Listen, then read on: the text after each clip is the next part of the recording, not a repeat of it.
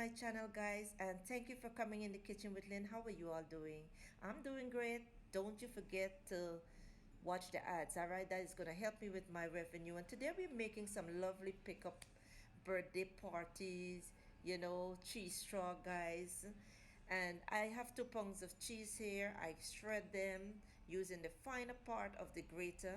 Place them into my mixing bowl. At this time, you want to also use 2 pounds of room temperature butter. All right. And if it's not room temperature, guys, you're not going to come out with the great results that you're going to see here. Just follow my instructions and do the right thing. I'm also using some seasonings like salt, garlic powder, some paprika, some freshly chopped hot peppers, and 1 tablespoon of mustard. Then mix well using low to medium high speed, guys, until everything comes together.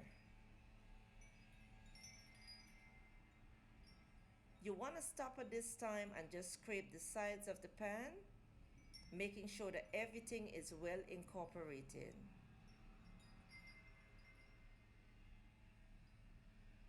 Then mix again for another minute on medium high until you get a nice smooth texture.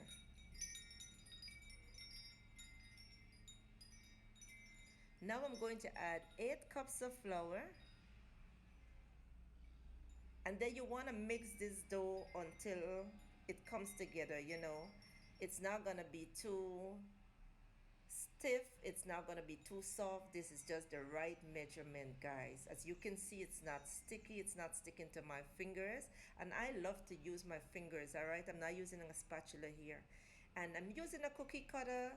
I'm gonna make some of these shapes, and I'm gonna also make some other shapes, but let me just show you what the first cutter looks like when I make the shapes.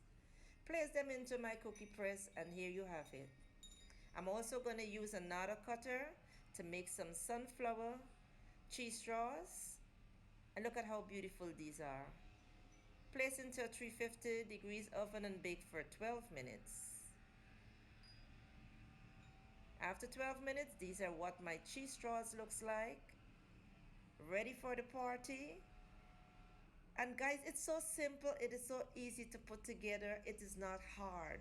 Okay, sometimes it all depends on the type of butter you use, the type of cheese you use, the type of oven that you have, So yes, give it a try. Don't you forget to subscribe and enjoy. I will see you in my next video.